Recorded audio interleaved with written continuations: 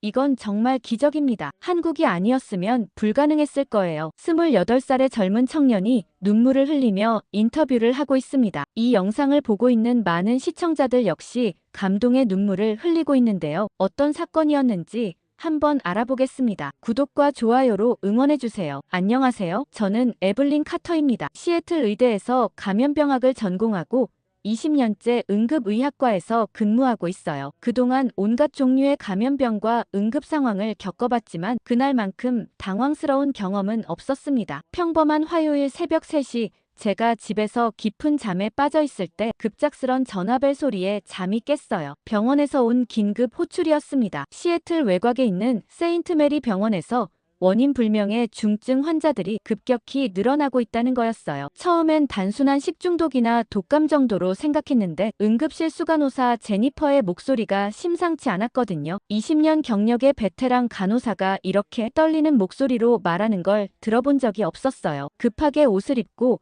병원으로 향하는 차 안에서도 계속 연락이 왔습니다. 환자 수가 계속 늘어나고 있다는 거였어요. 오전 1시에 2명이었던 환자가 3시에는 8명, 제가 도착할 즈음에는 무려 15명으로 불어났거든요. 이런 급속한 확산 속도는 정말 이상했어요. 일반적인 감염병으로는 설명이 안 되는 패턴이었습니다. 병원에 도착했을 때 응급실 분위기는 정말 긴박했어요. 평소라면 조용했을 새벽 시간인데 마치 전쟁터 같았거든요. 의료진들이 분주하게 뛰어다니고 있었고 중환자실은 이미 포화 상태였습니다. 환자들의 증상이 모두 비슷했어요. 고열과 호흡곤란 그리고 급격한 혈압 강화까지 폐혈증과 유사한 증상들이었지만 일반적인 폐혈증보다 훨씬 빠른 진행 속도를 보이고 있었어요. 가장 당황스러웠던 건 감염 경로를 전혀 파악할 수 없다는 거였습니다. 환자들 간의 공통점을 찾으려고 했지만 나이도 성별도 직업도 모두 달랐어요. 심지어 거주 지역도 시애틀 전역에 흩어져 있었거든요. 마치 무작위로 발생한 것처럼 보였는데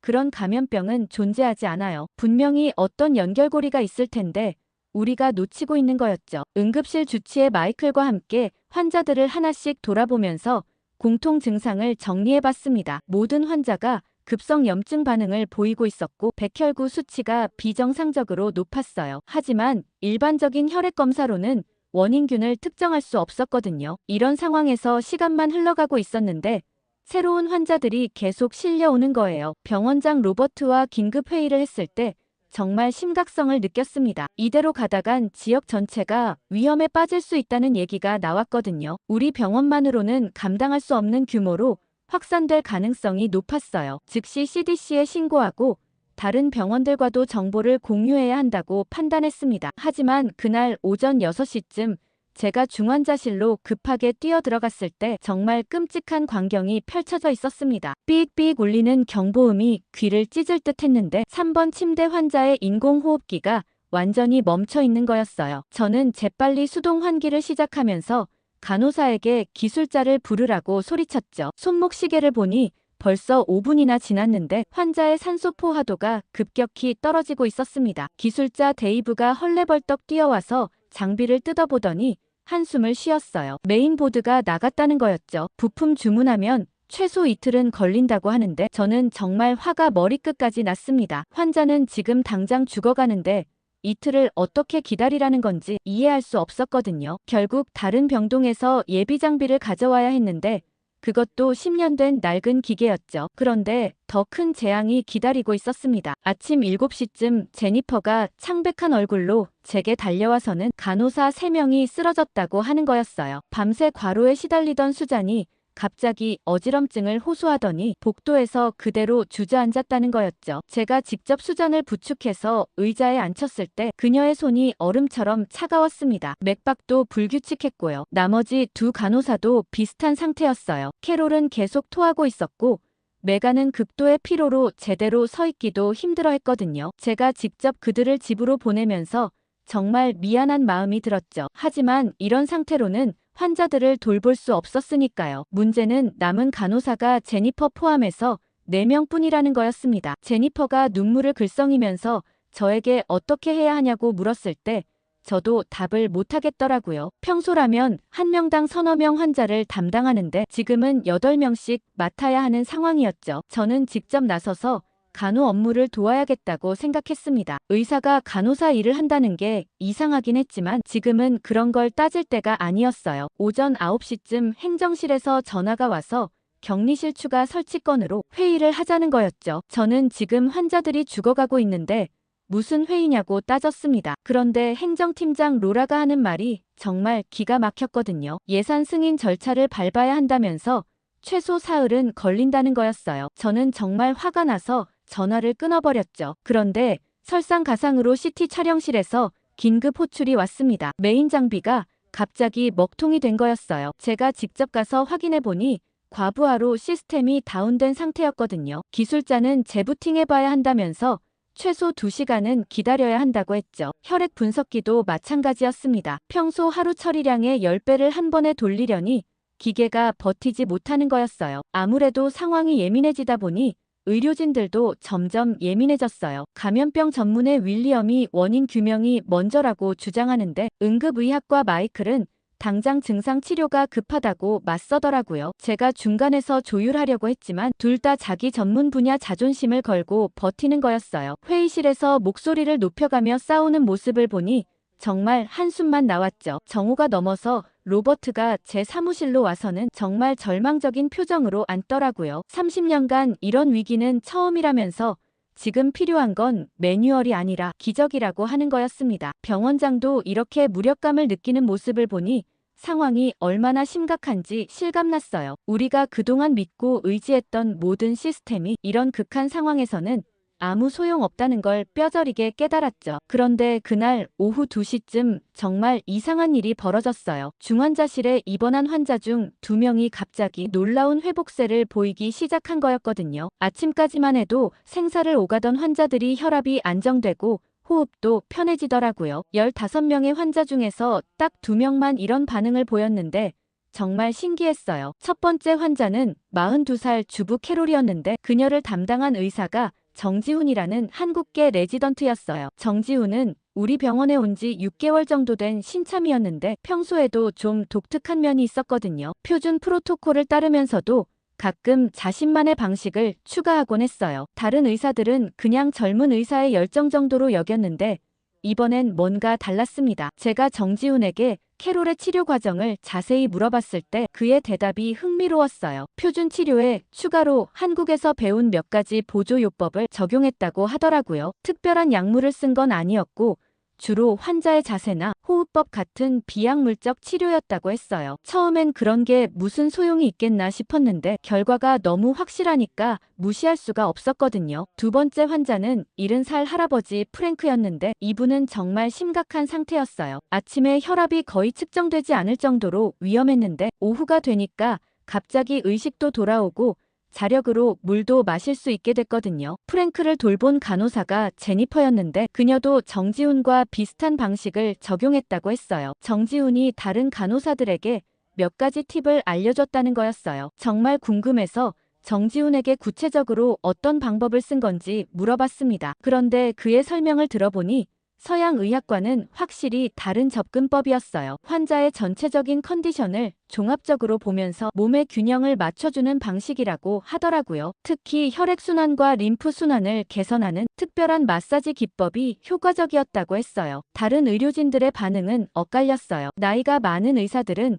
과학적 근거가 부족하다며 회의적이었거든요. 단순한 우연일 수도 있다는 의견이 많았어요. 하지만 젊은 의사들과 간호사들은 호기심을 보였습니다. 지금까지 시도했던 모든 표준 치료가 별 효과를 보지 못하고 있는 상황에서 뭔가 다른 방법이 필요하다는 걸 느끼고 있었거든요. 가장 흥미로웠던 건 정지훈이 환자를 대하는 방식이었어요. 다른 의사들이 주로 검사 수치나 증상에 집중하는 반면 정지훈은 환자의 표정이나 몸짓까지 세심하게 관찰했거든요. 환자가 불편해하는 부위를 손으로 직접 만져보면서 미세한 변화를 감지하려고 했어요. 마치 기계가 아니라 사람을 보고 있다는 느낌이었습니다. 오후 4시쯤 회진을 돌면서 두 환자의 상태를 다시 확인해봤는데 정말 놀라웠어요. 다른 환자들은 여전히 위험한 상태인데 이 2명만은 계속 호전되고 있었거든요. 혈액 검사 수치도 눈에 띄게 개선됐고 무엇보다 환자들 자신이 몸이 좋아지는 걸 느끼고 있었어요. 이런 극명한 차이를 보니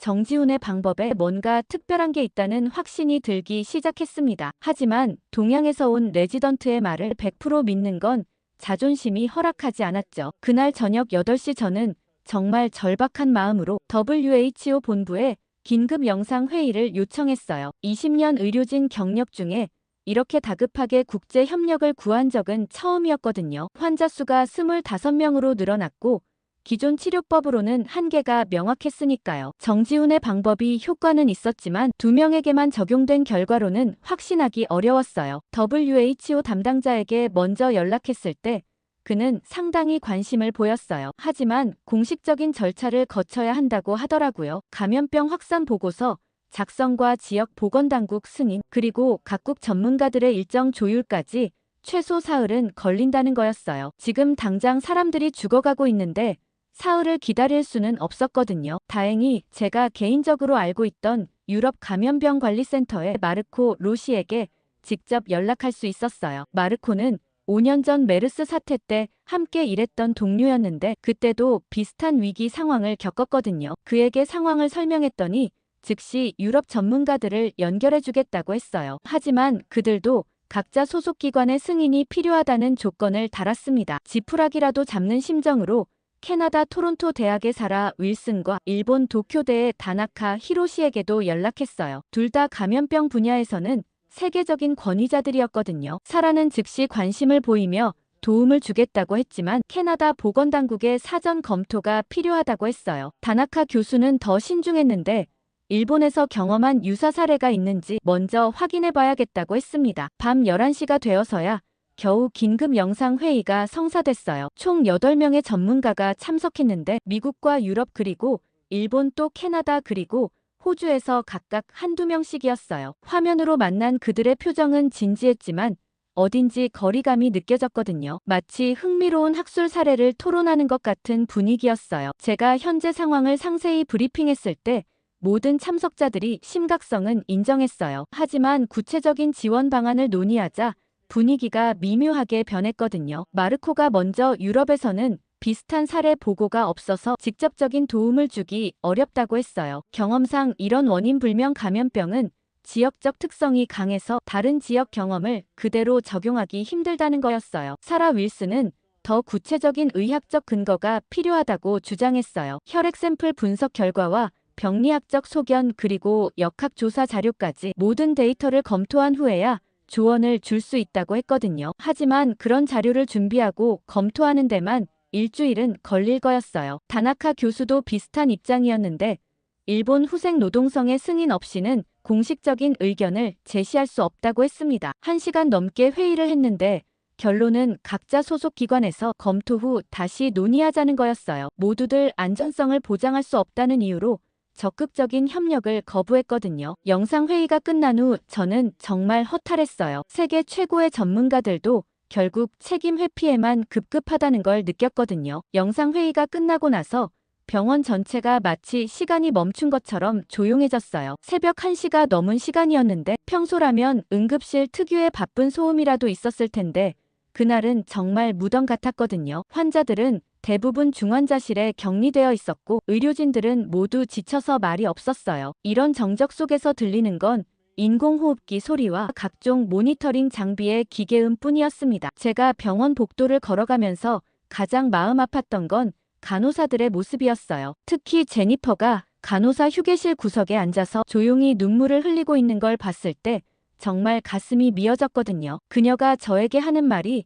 더욱 가슴을 아프게 했어요. 우리가 지금 이 순간에도 누군가의 죽음을 목격하고 있다는 사실이 믿기지 않는다고 하더라고요. 20년간 응급실에서 일하면서 수많은 생사의 갈림길을 봐왔지만 이번처럼 무력감을 느낀 적은 없었어요. 평소라면 어떤 응급 상황이라도 해결책이 있었거든요. 심정지면 심폐소생술을 하고 외상이면 수술을 했고 감염이면 항생제를 쓸 수 있었어요. 하지만 이번엔 원인도 모르고 치료법도 없었으니까요. 마치 맨손으로 거대한 벽을 뚫으려는 기분이었습니다. 가장 답답했던 건 시간이 계속 흘러간다는 거였어요. 매 시간마다 환자들의 상태는 조금씩 악화되고 있었는데 우리가 할 수 있는 건 대증 치료뿐이었거든요. 해열제로 열을 내리고 수액으로 탈수를 방지하고 산소로 호흡을 돕는 것 말고는 특별한 방법이 없었어요. 정말 19세기 의사가 된 기분이었습니다. 새벽 2시쯤 중환자실을 돌아보는데 정말 참담했어요. 25명의 환자 중에서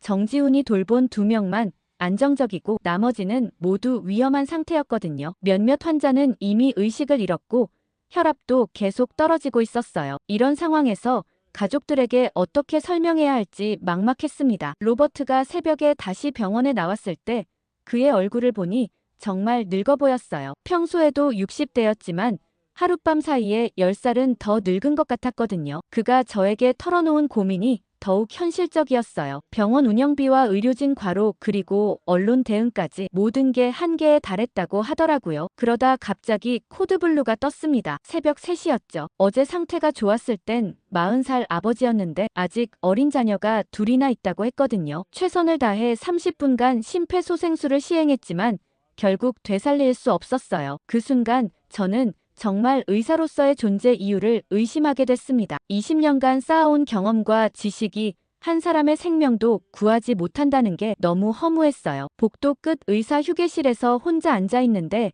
손이 계속 떨렸어요. 스트레스와 피로 때문인지 몸도 제대로 가누기 어려웠거든요. 이런 상태로는 환자들을 제대로 돌볼 수도 없었어요. 하지만 쉴 수도 없는 상황이었죠. 다른 의료진들도 모두 한계 상황이었으니까요. 그때 정지훈이 조심스럽게 다가와서 저에게 말을 걸었어요. 혹시 한국에서 도와줄 수 있는 곳이 있다고 하더라고요. 처음엔 그냥 위로의 말인 줄 알았는데 그의 표정이 진지했어요. 정말 구체적인 계획이 있는 것 같았거든요. 그 순간 희미하게나마 희망이 보이기 시작했습니다. 새벽 4시 정지훈이 저에게 구체적으로 설명해준 내용은 정말 놀라웠어요. 한국에 엔셀 메디텍이라는 스타트업이 있는데 감염병 환자 치료를 위한 혁신적인 장비를 개발했다는 거였거든요. 특히 AI 기반 바이오 센서와 휴대용 에크모 장비가 획기적이라고 했어요. 처음엔 그냥 젊은 의사의 과장된 표현인 줄 알았는데 정지훈이 보여준 자료를 보니까 정말 대단한 기술이었습니다. 정지훈의 설명에 따르면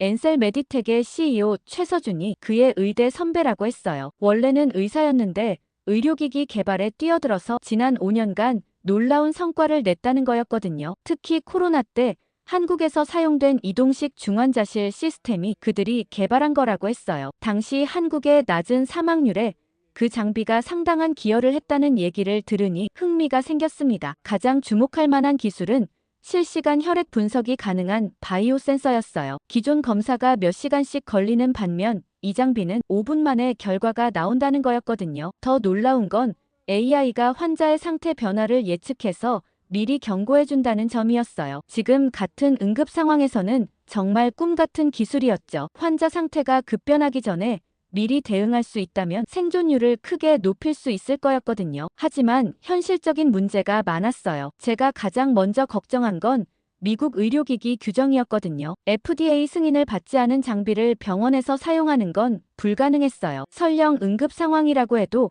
환자 안전에 대한 책임을 질 수 없었죠. 정지훈도 그 점을 알고 있었지만 특례 조항을 활용할 수 있을 거라고 했어요. 생명이 위급한 상황에서는 실험적 치료도 허용된다는 거였죠. 또 다른 문제는 비용이었어요. 그런 첨단 장비를 한국에서 가져오려면 엄청난 돈이 들 텐데 우리 병원 예산으로는 감당하기 어려웠거든요. 하지만 정지훈의 말에 따르면 최서준이 인도적 차원에서 무료로 지원할 의향이 있다고 했어요. 단지 실제 임상 데이터를 얻고 싶어 한다는 조건이었죠. 솔직히 너무 좋은 조건이라 오히려 의심스러웠어요. 정지훈이 최서준과 화상통화를 연결해줬을 때 저는 정말 놀랐어요. 상상했던 것보다 훨씬 젊고 열정적인 사람이었거든요. 최서준이 현재 상황에 대해 자세히 묻더니 즉시 도움을 주겠다고 했어요. 그의 확신에 찬 모습을 보니 뭔가 믿음이 생기기 시작했죠. 특히 그가 보여준 임상 데이터가 인상적이었어요. 한국에서 비슷한 중증 감염 환자들을 치료한 결과 생존율이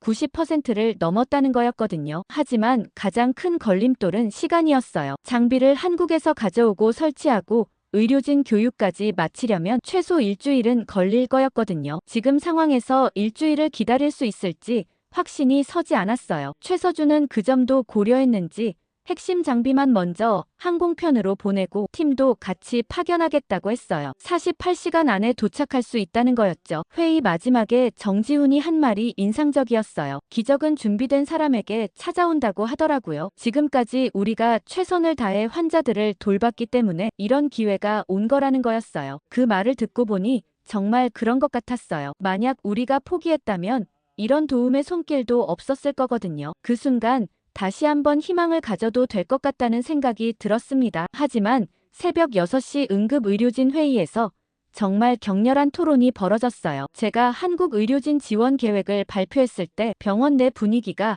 확연히 갈라졌거든요. 마이클과 몇몇 젊은 의사들은 적극적으로 찬성했지만 베테랑 의사들과 병원 행정진은 강력하게 반대했어요. 특히 내과 과장 윌리엄이 가장 목소리를 높였는데 검증되지 않은 외국 기술에 환자 생명을 맡길 수 없다고 주장했거든요. 윌리엄의 논리는 나름 일리가 있었어요. 미국 의료계에서 30년간 쌓아온 경험상 이런 급작스러운 실험적 치료는 오히려 더 큰 위험을 초래할 수 있다는 거였거든요. 게다가 FDA 승인도 받지 않은 장비를 사용하다가 의료사고가 나면 병원 전체가 법적 책임을 져야 한다고 했어요. 병원 법무팀장 제시카도 비슷한 우려를 표했는데 보험 문제까지 복잡하게 얽힐 수 있다고 경고했습니다. 로버트도 처음엔 회의적이었어요. 병원장으로서 모든 책임을 져야 하는 입장에서 너무 큰 도박이라고 생각했거든요. 하지만 제가 현재 환자들의 생존율과 한국 기술의 임상 데이터를 비교해서 보여주니까 조금씩 마음이 흔들리기 시작했어요. 지금 방법으로는 절반 이상의 환자가 위험하다는 게 명확했으니까요. 간호사들 사이에서도 의견이 나뉘었어요. 제니퍼와 같은 베테랑 간호사들은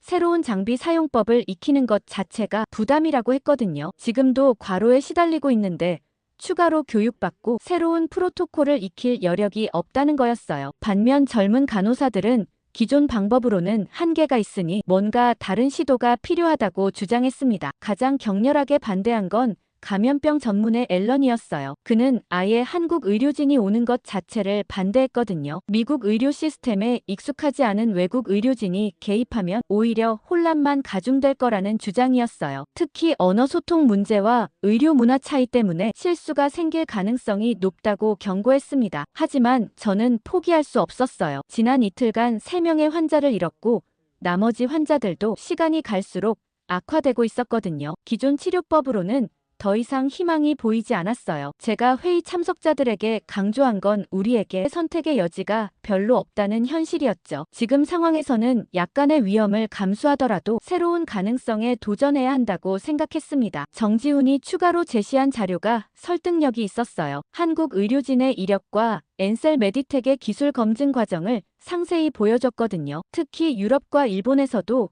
비슷한 기술을 시범 적용해서 좋은 결과를 얻었다는 사례가 인상적이었어요. WHO에서도 이 기술에 대해 긍정적으로 평가하고 있다는 자료까지 있었습니다. 1시간 넘게 토론한 끝에 조건부 승인이라는 절충안이 나왔어요. 일단 한국 의료진을 받아들이되 기존 치료와 병행해서 진행하고 모든 과정을 상세히 기록한다는 조건이었거든요. 만약 72시간 내에 뚜렷한 개선이 없으면 즉시 중단한다는 단서도 달았어요. 완전한 승리는 아니었지만 일단 시작할 수 있는 기회를 얻은 거였죠. 로버트가 최종 결정을 내릴 때 정말 고민하는 모습이 역력했어요. 30년간 보수적으로 병원을 운영해온 그에게는 정말 어려운 선택이었을 거거든요. 하지만 결국 그도 환자들의 생명이 가장 중요하다고 판단했어요. 다만 모든 법적 책임은 제가 지겠다는 조건을 요구했는데 저는 주저없이 받아들였습니다. 그 다음날 오후 3시 시애틀 공항에 한국 의료진이 도착했을 때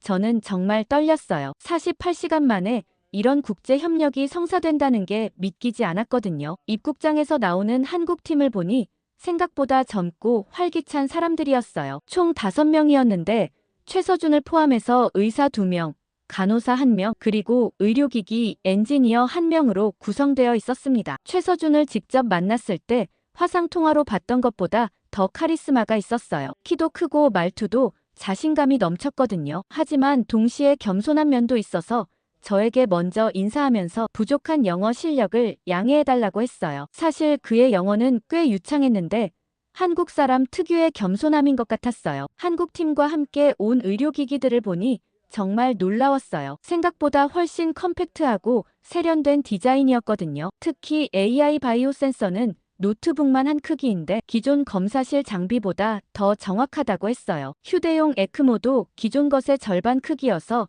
이동이 훨씬 편리할 것 같았습니다. 엔지니어 김태현이 장비 설명을 해주는데 정말 자랑스러워하는 모습이 인상적이었어요. 병원에 도착해서 한국팀이 현재 환자 상황을 파악하는 과정이 흥미로웠어요. 최서준과 함께 온 내과 전문의 박민정이 환자들을 하나씩 진찰하면서 메모를 적는 모습이 정말 꼼꼼했거든요. 우리가 놓쳤을 수도 있는 세세한 부분까지 체크하더라고요. 특히 환자의 혀 상태나 손톱 색깔 같은 것도 유심히 관찰했는데 그런 진찰법은 처음 봤어요. 간호사 이수진은 정말 프로페셔널했어요. 우리 간호사들과 소통하면서 한국의 간호 프로토콜을 설명해 주는데 상당히 체계적이었거든요. 특히 환자 상태 모니터링 방법이 우리와는 조금 달랐어요. 더 자주, 더 세밀하게 체크하는 방식이었는데 그래서 변화를 더 빨리 감지할 수 있다고 했습니다. 하지만 장비 설치 과정에서 약간의 문제가 있었어요. 우리 병원의 전력 시스템과 한국 장비의 규격이 맞지 않았거든요. 김태현이 당황하는 모습을 보이더니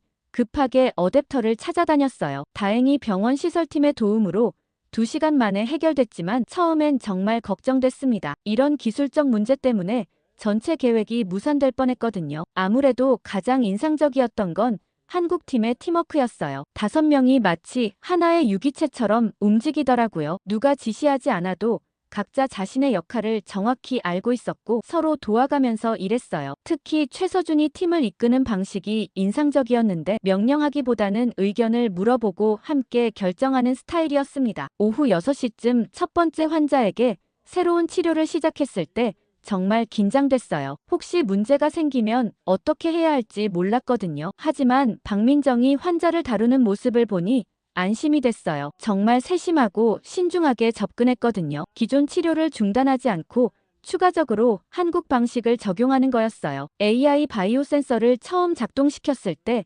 결과가 정말 놀라웠어요. 5분 만에 우리가 하루 종일 기다려야 했던 검사 결과가 나온 거거든요. 더욱 놀라운 건 AI가 예측한 환자 상태 변화였어요. 앞으로 6시간 후에 환자 상태가 어떻게 될지 그래프로 보여주더라고요. 이런 기술이 있다면 정말 선제적인 치료가 가능할 것 같았습니다. 저녁 8시쯤 첫 번째 치료 결과를 확인했을 때 희망이 보이기 시작했어요. 환자의 혈압이 안정되고 호흡도 편해지더라고요. 물론 하루 결과만으로 성공이라고 할 수는 없지만 긍정적인 신호였던 건 분명했어요. 한국팀도 만족스러워하는 표정이었고 우리 의료진들도 조금씩 믿음을 갖기 시작했습니다. 그 다음날 아침 6시 회진에서 정말 믿을 수 없는 광경을 목격했어요. 어제 한국팀이 새로운 치료를 시작한 환자 3명 모두 눈에 띄게 호전된 거였거든요. 특히 가장 위중했던 55세 여성 환자 린다는 완전히 다른 사람 같았어요. 이틀 전까지만 해도 의식을 잃고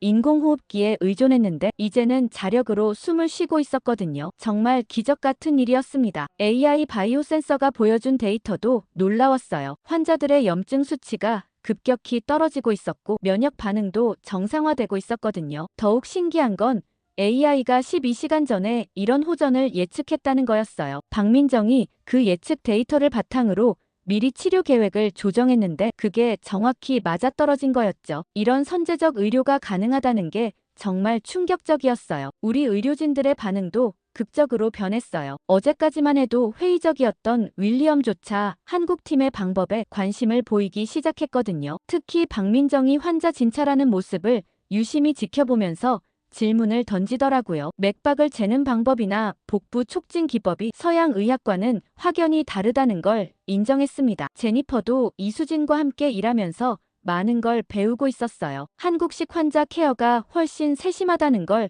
깨달았다고 하더라고요. 특히 환자의 미세한 표정 변화나 몸짓까지 관찰해서 컨디션을 파악하는 방법이 인상적이라고 했어요. 이수진이 알려준 마사지 기법도 환자들이 정말 좋아했거든요. 가장 극적인 변화를 보인 건 린다였어요. 오전 10시쯤 그녀가 처음으로 말을 했을 때 정말 눈물이 났거든요. 목소리는 여전히 약했지만 의식이 완전히 돌아온 게 분명했어요. 남편과 딸이 면회 왔을 때 린다가 손을 흔들어주는 모습을 보니 정말 감동적이었습니다. 가족들도 믿을 수 없다는 표정이었어요. 두 번째 환자인 마크도 놀라운 회복을 보였어요. 어제까지만 해도 혈압이 계속 떨어져서 위험했는데 오늘은 안정적으로 유지되고 있었거든요. 휴대용 에크모 덕분에 심장 부담도 크게 줄었고 신장 기능도 회복되고 있었어요. 김태현이 에크모 데이터를 실시간으로 모니터링하면서 미세 조정하는 모습이 정말 프로페셔널했습니다. 세 번째 환자 톰은 가장 젊은 28살 환자였는데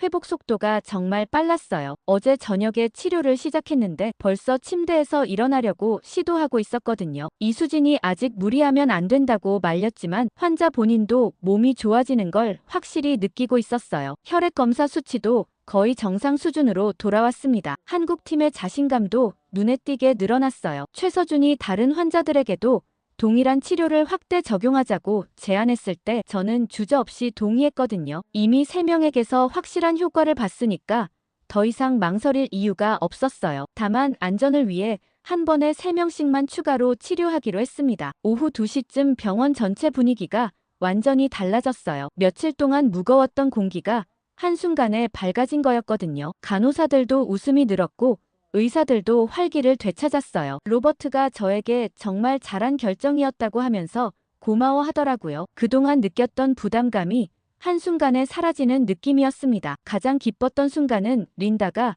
저에게 고맙다고 인사할 때였어요. 한국에서 온 의사들 덕분에 살 수 있었다면서 정말 감사하다고 하더라고요. 그 순간 지난 며칠간의 모든 고생이 보상받는 기분이었어요. 의사로서 환자를 살렸다는 성취감보다는 올바른 선택을 했다는 안도감이 더 컸습니다. 그날 오후 4시쯤 병원 로비가 갑자기 시끌벅적해졌어요. 지역 방송국 뉴스팀이 카메라를 들고 나타났거든요. 누군가 한국 의료진의 성공적인 치료 소식을 언론에 흘린 것 같았어요. 리포터 사라 톰슨이 로버트에게 인터뷰를 요청했는데 병원장으로서는 정말 난감한 상황이었을 거예요. 아직 공식적으로 발표할 단계는 아니었거든요. 그런데 더 큰 문제는 병원 직원이 촬영했는지 린다의 회복 모습을 촬영해서 페이스북에 올렸습니다. 그 영상이 몇 시간 만에 수천 번 공유되면서 화제가 됐어요. 댓글들을 보니 한국 의료진에 대한 찬사가 가득했는데 동시에 미국 의료 시스템에 대한 비판도 많았어요. 이런 반응은 예상하지 못했던 거라 당황스러웠습니다. 페이스북이 화제가 되면서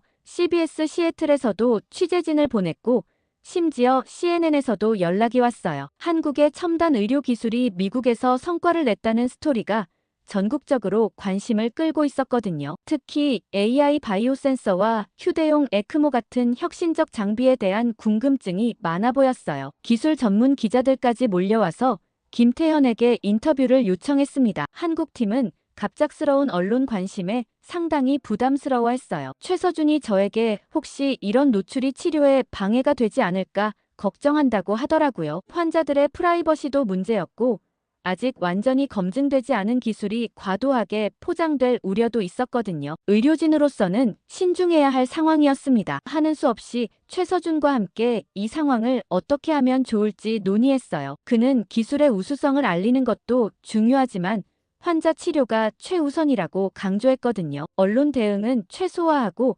치료에만 집중하자는 의견이었어요. 저도 동감했지만 이미 시작된 관심을 완전히 차단하기는 불가능해 보였습니다. 하지만 페이스북 영상만으로도 그날 오후 지역 뉴스에서 우리 병원 이야기가 톱뉴스로 나왔더라고요. 앵커는 한국의 의료 혁신과 미국과의 협력에 대해 상당히 긍정적으로 보도했죠. 하지만 동시에 FDA 승인 문제나 안전성 검증에 대한 의문도 제기했어요. 그날 이후 저녁 시간마다 병원 주차장에 취재진들이 진을 치고 있는 모습을 보니 정말 부담스러웠어요. 환자 가족들이나 다른 방문객들도 불편해하고 있었거든요. 로버트가 보안팀에 요청해서 병원 출입을 통제하기 시작했지만 언론의 관심은 계속 뜨거웠어요. 이런 상황이 치료에 집중해야 하는 의료진들에게는 방해가 되고 있었습니다. 가장 우려스러웠던 건 환자들의 반응이었어요. 갑작스러운 관심 때문에 스트레스를 받는 환자들이 있었거든요. 특히 린다는 회복 중인데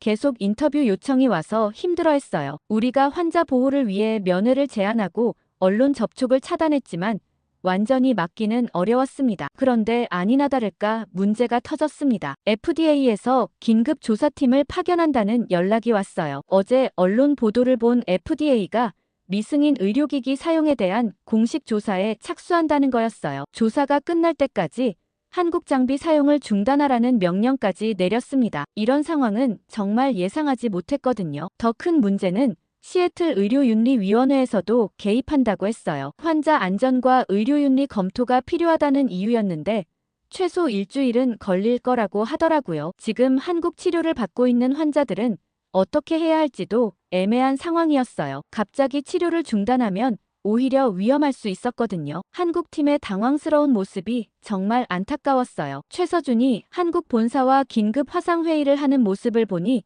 상당한 압박을 받고 있는 것 같아 보였습니다. 엔셀 메디텍 이사회에서도 미국에서의 법적 문제가 본사에 미칠 영향을 우려하고 있다고 했어요. 어제까지만 해도 성공 스토리였는데 하루 만에 위기 상황이 되고 말았죠. FDA 조사관을 기다리며 병원 전 직원들은 모두 긴장했어요. 특히 환자들의 동의서 문제를 집중적으로 파고들더라고요. 실험적 치료에 대한 충분한 설명이 있었는지, 대한치료법에 대한 정보를 제공했는지 등등 정말 세세한 부분까지 따졌습니다. 하지만 가장 곤란했던 건 한국 장비의 안전성 검증 자료였어요. 데이비드가 요구한 건 미국 기준의 임상시험 데이터였는데 한국에서 가져온 자료로는 부족하다고 했거든요. 설령 한국에서 성공적으로 사용되고 있다고 해도 미국 FDA 기준으로는 검증이 안 됐다는 거였어요. 이런 관료적 장벽은 정말 답답했습니다. 한국팀도 상당한 스트레스를 받고 있었어요. 박민정이 저에게 혹시 자신들 때문에 병원이 문제가 되는 건 아닌지 걱정한다고 하더라고요. 한국에서 온 선한 의도가 오히려 미국 의료진들에게 피해를 줄까봐 염려하고 있었어요. 이런 상황에서도 환자들을 걱정하는 모습이 정말 의사다운 모습이었습니다. 게다가 오후 1시쯤 더 큰 문제가 터졌어요. 경쟁 병원인 하버뷰 메디컬 센터에서 공식 이의 제기를 했는데 우리 병원이 특혜를 받아 해외 기술을 독점 사용하고 있다는 주장이었어요. 다른 병원들도 동등한 기회를 가져야 한다면서 시애틀 의료협회에 정식 민원을 제기했습니다. 언론도 완전 다른 입장으로 기사를 쓰기 시작했습니다. 어제까지만 해도 성공 스토리로 보도했는데 오늘은 논란거리로 다루고 있었거든요. 특히 의료 안전성과 규제 문제를 부각시키면서 한국 기술에 대해 의문을 제기하기 시작했고 여론도 점점 분열되고 있는 것 같았습니다. 하지만 가장 속상했던 건 환자들의 반응이었어요. 린다가 치료 중단 소식을 듣고 울기 시작했거든요. 겨우 회복되기 시작했는데 왜 갑자기 중단하느냐면서 항의했어요. 다른 환자 가족들도 비슷한 반응이었는데 특히 마크의 아내는 정말 화를 냈어요. 관료들의 결정 때문에 남편이 위험해질 수 있다는 거였죠. 병원에서는 긴급 회의가 열렸습니다. 법적 위험을 감수하고 치료를 계속할 것인지 아니면 조사가 끝날 때까지 기다릴 것인지 선택해야 했거든요. 환자의 생명과 병원의 안전 사이에서 정말 고민이 됐어요. 하지만 의사로서 환자가 우선이라는 원칙만은 변하지 않았습니다. 저녁 6시쯤 한국팀과 함께 대응 방안을 논의했어요. 최서준이 제안한 건 일단 한국으로 돌아가서 정식 FDA 승인 절차를 밟자는 거였거든요. 시간은 오래 걸리지만 가장 확실한 방법이라고 했어요. 하지만 그렇게 되면 지금 환자들은 어떻게 해야 할지 막막했습니다. 그래도 지금으로선 최선이지 않냐며 당장 내일 아침 비행기로 한국으로 돌아가겠다고 얘기했습니다. 환자들에게도 그 소식을 알렸죠. 하지만 그날 저녁 어느 간호사가 다급히 저를 불렀습니다. 거기선 정말 예상치 못한 일이 벌어졌어요. 린다가 병실에서 나와서 다른 환자들과 가족들을 모으기 시작했어요. 아직 완전히 회복되지 않은 상태였는데도 휠체어를 타고 병원 로비로 내려와서 사람들에게 말을 걸고 있더라고요. 처음엔 뭘 하려는 건지 몰랐는데 곧 깨달았습니다. 린다가 주도해서 환자들과 가족들이 단체 행동을 시작했죠. 한국 의료진의 치료를 받을 권리를 요구하는 것처럼 보였습니다. 마크의 아내 제시카가 가장 적극적이었는데 병원 측에 공식 요청서를 제출하겠다고 했어요. 환자 가족들이 뭉쳐서 항의하기로 한 거죠. 그리고 이 모습을 널리 알려야겠다며 라이브로 중계하기 시작했어요. 워낙 화제가 되고 있는 사안이라 그런지 영상은 급속도로 퍼졌고 시애틀 시민들 중에서도 병원을 지지하는 목소리가 나오기 시작했습니다. 오후 9시쯤에는 병원 앞에 시민들이 모여들기 시작했어요. 처음엔 10여 명 정도였는데 1시간 만에 100명이 넘었거든요. 평소 같으면 이런 집회가 부담스러웠을 텐데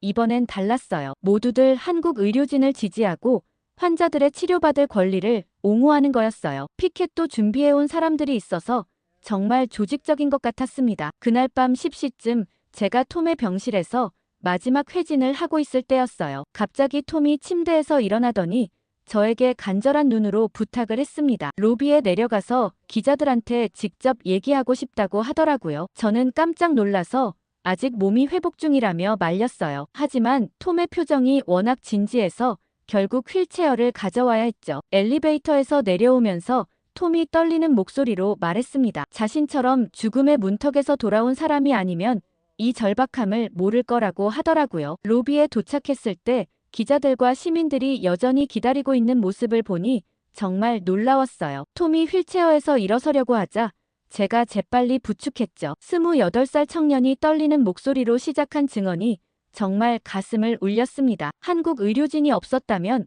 지금 이 자리에 서 있을 수 없었을 거라고 했어요. 목소리가 점점 힘이 실리면서 다른 환자들도 자신처럼 살 기회를 가져야 한다고 호소하는 모습이 감동적이었죠. 기자들도 조용히 들으면서 계속 사진을 찍고 있었습니다. 그런데 정말 놀라운 일이 벌어졌어요. 톰의 증언이 끝나자마자 로비 한쪽에서 박수 소리가 들리기 시작했어요. 마크의 딸 에밀리가 눈물을 글썽이며 일어서서 박수를 치고 있었죠. 그러자 다른 가족들도 하나둘씩 일어서더니 박수에 동참하기 시작했습니다. 순식간에 로비 전체가 따뜻한 박수 소리로 가득 찼어요. 에밀리가 앞으로 나와서 말을 시작했을 때 저는 정말 놀랐어요. 겨우 20살인 대학생이 이렇게 당당하게 나설 줄은 몰랐거든요. 아버지가 한국 의료진 덕분에 많이 좋아졌다면서 감사 인사를 했죠. 그리고는 다른 환자들도 똑같은 기회를 가져야 한다고 호소했습니다. 어린 나이에도 불구하고 정말 진중하고 감동적인 말이었어요. 가장 기억에 남는 건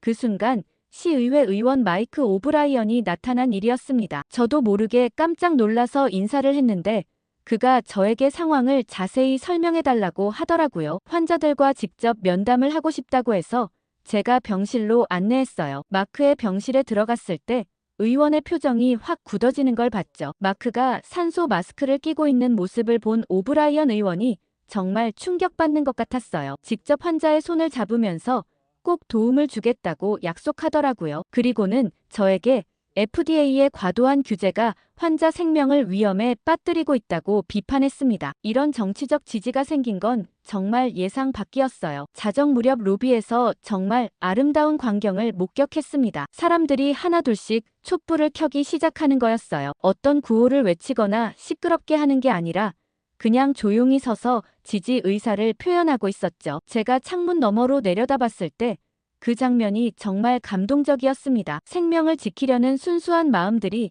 하나로 모인 것 같았어요. 그리고 다음 날 극적인 반전이 있었습니다. FDA 본부에서 긴급 전화가 온 거였어요. 제가 직접 받았는데 워싱턴에서 어제 시애틀 상황을 지켜본 고위 관계자들이 특별 조치를 검토하겠다고 하더라고요. 환자들과 시민들의 여론이 워낙 거세다 보니 FDA도 무작정 강경하게만 나갈 수는 없었던 것 같았죠. 전화를 끊고 나서 정말 희망이 생기는 기분이었습니다. 그 다음날 아침 제가 출근했을 때 정말 놀라운 광경을 목격했어요. FDA 조사관 데이비드가 병원 로비에서 환자 가족들과 진지한 대화를 나누고 있는 모습이었죠. 어제까지만 해도 딱딱하게 규정만 이야기하던 사람이 완전히 달라진 것 같았습니다. 제가 다가가자 데이비드가 저에게 한 말이 정말 의외였어요. 닥터 카터, 어젯밤 많은 생각을 했습니다 하면서 환자 안전을 위한 예외 조항을 검토해보겠다고 하더라고요. 특히 이미 치료를 받고 있는 환자들에 대해서는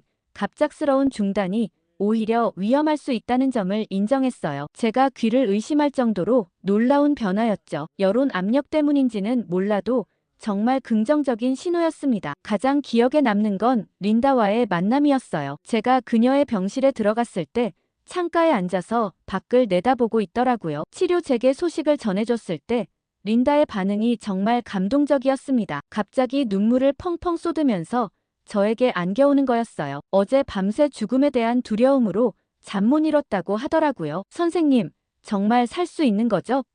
하면서 떨리는 목소리로 묻는 린다를 보니 제 마음도 뭉클했어요. 한국 의료진이 다시 치료를 시작할 수 있게 됐다고 설명해줬을 때 린다가 보인 안도의 표정을 평생 잊지 못할 것 같습니다. 그 순간 의사로서 환자에게 희망을 주는 게 얼마나 소중한 일인지 깨달았어요. 오전 10시에 긴급 회의가 열렸을 때도 정말 긴장됐습니다. 회의실에 들어가니 FDA 관계자들과 병원 경영진, 그리고 한국팀이 모두 모여 있었어요. 데이비드가 제시한 타협안을 듣는 순간 정말 놀라웠죠. 엄격한 모니터링 하에서 제한적으로 치료를 계속하겠다는 조건이었습니다. 모든 치료 과정을 상세히 기록하고 실시간으로 FDA에 보고해야 한다는 번거로운 조건이었지만 치료 자체는 계속할 수 있다는 점에서 다행이었어요. 최서준의 반응이 정말 인상적이었습니다. 오히려 더 투명하게 데이터를 공개하는 게 한국 기술의 우수성을 입증하는 기회가 될 거라고 하더라고요. 이런 적극적인 자세를 보이니 FDA 관계자들도 긍정적으로 받아들이는 것 같았어요. 박민정도 환자들을 계속 돌볼 수 있다면 어떤 조건이든 감수하겠다고 했죠. 가장 뿌듯했던 순간은 톰을 만났을 때였어요. 치료 재개 소식을 들은 톰이 갑자기 침대에서 벌떡 일어나더니 박민정에게 안아달라고 하는 거였습니다. 28살 청년이 어린아이처럼 기뻐하는 모습을 보니 저도 덩달아 기분이 좋아졌어요. 이제 정말 살 수 있겠네요 하면서 환하게 웃는 톰을 보니 지난 며칠간의 고생이 다 보상받는 기분이었죠. 오후에 새로운 치료 프로토콜을 정하는 회의도 정말 흥미로웠습니다. 미국 의료진과 한국팀이 함께 환자를 돌보면서 각 단계마다 상호 검증하는 방식으로 정해졌어요. 제가 중간에서 조율 역할을 맡게 됐는데 두 팀의 다른 접근 방식을 조화시키는 게 쉽지 않았죠. 하지만 모두가 환자를 위한다는 같은 목표를 가지고 있어서 결국 좋은 방안을 찾을 수 있었습니다. 저녁 뉴스에서 CNN 보도를 봤을 때 정말 뿌듯했어요. 이번 사건을 혁신과 규제의 균형을 찾은 좋은 사례라고 평가하더라고요. 특히 시민들의 자발적 참여가 의료 정책 변화를 이끌어낸 점을 높이 평가했습니다. 그 순간 우리가 겪은 모든 고생과 갈등이 정말 의미 있는 일이었다는 확신이 들었어요. 닥터 카터, 어젯밤 많은 생각을 했습니다 하면서 환자 안전을 위한 예외 조항을 검토해보겠다고 하더라고요. 특히 이미 치료를 받고 있는 환자들에 대해서는 갑작스러운 중단이 오히려 위험할 수 있다는 점을 인정했어요. 제가 귀를 의심할 정도로 놀라운 변화였죠. 여론 압력 때문인지는 몰라도 정말 긍정적인 신호였습니다. 가장 기억에 남는 건 린다와의 만남이었어요. 제가 그녀의 병실에 들어갔을 때 창가에 앉아서 밖을 내다보고 있더라고요. 치료 재개 소식을 전해줬을 때 린다의 반응이 정말 감동적이었습니다. 갑자기 눈물을 펑펑 쏟으면서 저에게 안겨오는 거였어요. 어제 밤새 죽음에 대한 두려움으로 잠 못 이뤘다고 하더라고요. 선생님, 정말 살 수 있는 거죠? 하면서 떨리는 목소리로 묻는 린다를 보니 제 마음도 뭉클했어요. 한국 의료진이 다시 치료를 시작할 수 있게 됐다고 설명해줬을 때 린다가 보인 안도의 표정을 평생 잊지 못할 것 같습니다. 그 순간 의사로서 환자에게 희망을 주는 게 얼마나 소중한 일인지 깨달았어요. 오전 10시에 긴급 회의가 열렸을 때도 정말 긴장됐습니다. 회의실에 들어가니 FDA 관계자들과 병원 경영진, 그리고 한국팀이 모두 모여 있었어요. 데이비드가 제시한 타협안을 듣는 순간 정말 놀라웠죠. 엄격한 모니터링 하에서 제한적으로 치료를 계속하겠다는 조건이었습니다. 모든 치료 과정을 상세히 기록하고 실시간으로 FDA에 보고해야 한다는 번거로운 조건이었지만 치료 자체는 계속할 수 있다는 점에서 다행이었어요. 최서준의 반응이 정말 인상적이었습니다. 오히려 더 투명하게 데이터를 공개하는 게 한국 기술의 우수성을 입증하는 기회가 될 거라고 하더라고요. 이런 적극적인 자세를 보이니 FDA 관계자들도 긍정적으로 받아들이는 것 같았어요. 박민정도 환자들을 계속 돌볼 수 있다면 어떤 조건이든 감수하겠다고 했죠. 가장 뿌듯했던 순간은 톰을 만났을 때였어요. 치료 재개 소식을 들은 톰이 갑자기 침대에서 벌떡 일어나더니 박민정에게 안아달라고 하는 거였습니다. 28살 청년이 어린아이처럼 기뻐하는 모습을 보니 저도 덩달아 기분이 좋아졌어요. 이제 정말 살 수 있겠네요 하면서 환하게 웃는 톰을 보니 지난 며칠간의 고생이 다 보상받는 기분이었죠. 오후에 새로운 치료 프로토콜을 정하는 회의도 정말 흥미로웠습니다. 미국 의료진과 한국팀이 함께 환자를 돌보면서 각 단계마다 상호 검증하는 방식으로 정해졌어요. 제가 중간에서 조율 역할을 맡게 됐는데 두 팀의 다른 접근 방식을 조화시키는 게 쉽지 않았죠. 하지만 모두가 환자를 위한다는 같은 목표를 가지고 있어서 결국 좋은 방안을 찾을 수 있었습니다. 저녁 뉴스에서 CNN 보도를 봤을 때 정말 뿌듯했어요. 이번 사건을 혁신과 규제의 균형을 찾은 좋은 사례라고 평가하더라고요. 특히 시민들의 자발적 참여가 의료 정책 변화를 이끌어낸 점을 높이 평가했습니다. 그 순간 우리가 겪은 모든 고생과 갈등이 정말 의미 있는 일이었다는 확신이 들었어요. 오후 4시쯤 3호 병실에서 정말 감동적인 순간을 목격했어요. 제가 들어갔을 때 린다의 침대 주위에 미국 의료진과 한국 팀이 나란히 서서 함께 치료하고 있는 모습이었습니다. 박민정이 AI 바이오 센서를 조작하는 동안 제니퍼가 환자 상태를 체크하고 있었어요. 서로 다른 의료 문화와 기술이 자연스럽게 조화를 이루는 모습이 마치 미래 의료의 모습 같았죠. 가장 인상적이었던 건 두 팀이 소통하는 방식이었어요. 이수진이 환자의 혈압 수치를 영어로 말하면 제니퍼가 바로 이해하고 적절한 조치를 취했습니다. 그 순간 의학에는 정말 국경이 없다는 걸 실감했어요. 저녁 무렵 로버트가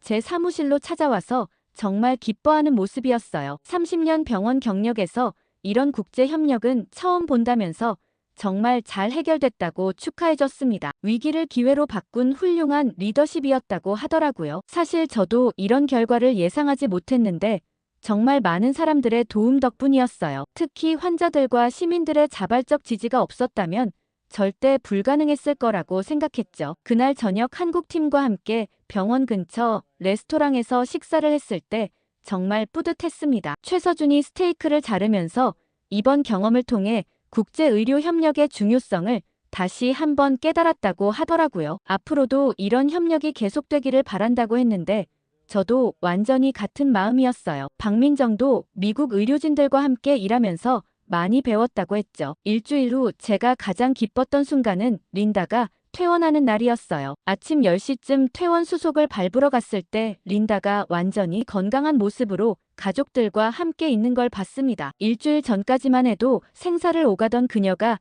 이제는 혈색도 좋고 목소리도 힘이 있더라고요. 퇴원 전에 한국팀 모든 분들을 찾아가서 일일이 인사하면서 눈물을 흘리는 모습이 정말 감동적이었어요. 가장 놀라운 회복을 보인 건 마크였어요. 제가 그의 병실에 마지막 회진을 갔을 때 침대에 앉아서 신문을 읽고 있는 모습이었습니다. 심장 기능이 거의 정상으로 돌아왔고 신장 수치도 완전히 회복됐어요. 휴대용 에크모 덕분에 심장에 무리를 주지 않으면서도 효과적인 치료가 가능했던 거였죠. 퇴원 당일 부인 제시카와 함께 한국팀에게 감사 인사를 하러 온 모습이 정말 따뜻했습니다. 톰의 깜짝 방문이 가장 기억에 남아요. 이미 며칠 전에 퇴원한 그가 갑자기 병원에 나타난 거였어요. 제가 복도에서 우연히 마주쳤는데 완전히 건강해진 모습으로 박민정을 찾고 있더라고요. 손에는 예쁜 꽃다발을 들고 있었습니다. 28살 청년답게 정말 밝고 활기찬 모습이었는데 일주일 전 위중했던 모습과는 천지 차이였어요. 간호사님, 저 기억하시죠? 하면서 박민정에게 꽃다발을 건네는 톰을 보니 제 마음도 따뜻해졌습니다. 박민정이 깜짝 놀라면서도 정말 기뻐하는 모습이었어요. 톰이 완전히 회복된 건강한 모습을 보여주려고 일부러 운동복을 입고 온 것 같았죠. 그 순간 우리가 한 일이 정말 의미 있는 일이었다는 확신이 들었습니다. 제가 가장 놀란 건 AI 바이오 센서의 성능이었어요. 김태현이 자랑스러운 표정으로 보여준 데이터를 봤을 때 정말 입이 떡 벌어졌습니다. 지난 일주일간 환자 상태 변화 예측이 95% 이상 정확했다는 거였어요. 제가 30년간 의료진으로 일하면서 이런 정확도는 처음 봤죠. 김태현이 더 발전된 버전을 개발 중이라고 하니 앞으로 응급의학 분야에 정말 혁명이 일어날 것 같았습니다. 오후 2시쯤 마지막 환자가 퇴원 수속을 마치고 나서 제니퍼가 박민정과 포옹하며 눈물을 흘리는 걸 봤습니다. 처음엔 서로 다른 의료 문화 때문에 소통이 어려웠는데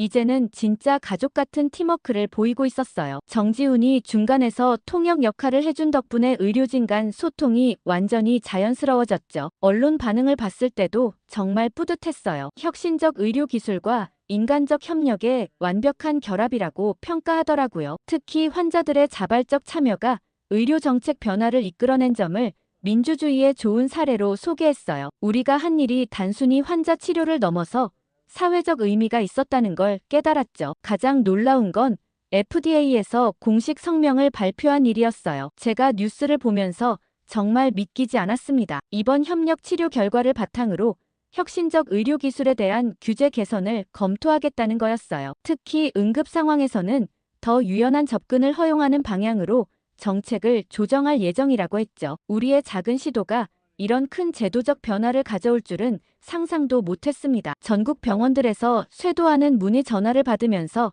정말 신기했어요. 하버드 의대에서까지 연락이 왔을 때는 제가 귀를 의심했습니다. 유명 병원들까지 한국 기술에 관심을 보이면서 협력 방안을 묻고 있었어요. 앞으로 이런 국제 의료 협력이 정말 활발해질 것 같았죠. 하지만 이별의 날이 다가오고 있었습니다. 한국팀의 마지막 회진에 동행했을 때 정말 아쉬웠어요. 최서준이 데이터 정리를 하면서 이번 경험을 통해 얻은 임상 결과가 향후 기술 개발에 큰 도움이 될 거라고 했습니다. 특히 서양인 환자들에게도 효과가 입증된 점이 글로벌 진출에 중요한 근거가 될 거라고 하더라고요. 이런 과학적 성과까지 얻게 된 걸 보니 정말 의미 있는 협력이었다는 생각이 들었어요. 그런데 회진을 마치고 데스크에 있는데 깜짝 놀랐어요. 병원 직원들이 작은 파티를 준비했더라고요. 작은 규모였지만 진심이 느껴지는 분위기였습니다. 제니퍼가 대표로 감사 인사를 할 때 눈물을 글썽이는 모습을 보니